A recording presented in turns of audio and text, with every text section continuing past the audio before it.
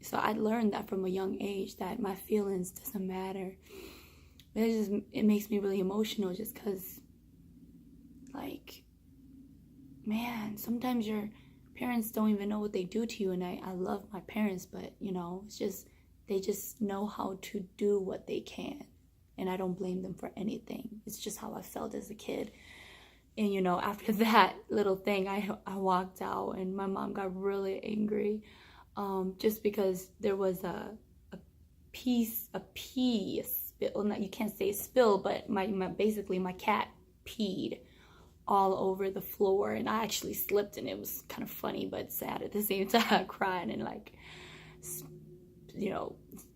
slipping on pee. And then my mom got even angrier. I just remember her being so angry and then, sometimes I wonder, like, did me coming to you make you angry?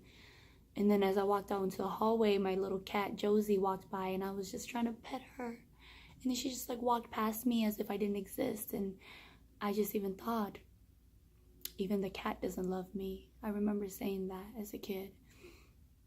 And I just felt like that memory just was such a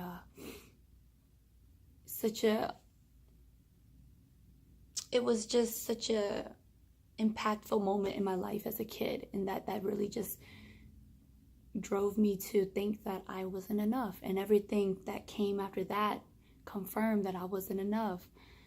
So I just want to say to you parents out there, young parents especially, if your child comes and say that to you at a young age, please don't dismiss them. Please don't, because they're going to believe your words, because you are their world. You are basically, as a young kid, their God, because they don't know anything else yet. So they look up to you. You are their role model. You are their love. And it's such a special place to be a parent, because you are the nurturer of their lives. Yeah. And I feel like another thing that really led me to, be very depressed and very anxious all my life is just because, I was the youngest child of my family for a long time. And when sometimes I feel like as a young child, your words get overlooked, and you're just taught to be obedient, and you're just taught to listen because you're the younger one. You really don't have a voice. You really just kind of follow along with your older siblings and your older cousins, and you don't really know what to do. Just kind of roll with it, because they don't really give you a space to voice out your opinions. You're the one that they take care of. You're the one that they make sure that is okay. But at the same time, they don't really allow you to have a voice. And so you just kind of grow up like that. And I think that also one thing that really impacted me as a child is just, I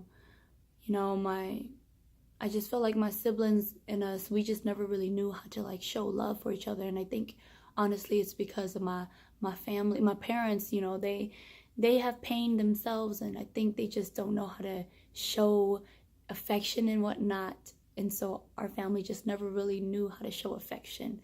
And I just think that me living with my two brothers, just growing up around them, because my older sister wasn't around because she got married at a very young age, they really taught me tough love. They didn't really say, I love you, I'm gonna protect you, sister, or I'm gonna be here for you. No, it was just more very tough love. They just always made fun of me, and they just always told me that I looked like a boy and all that stuff. And I just felt like that just really also made me feel like there was really no one to run to in my family when people were bullying me and telling me that I was ugly, that I looked like a boy. That experience with my mom at a young age, and, like, just going to her a few times and just feeling like she always dismissed me.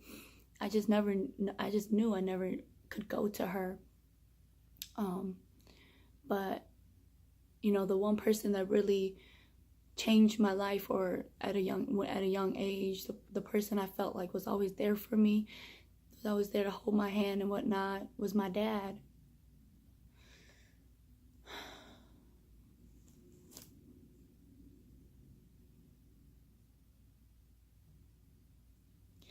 And I act like, just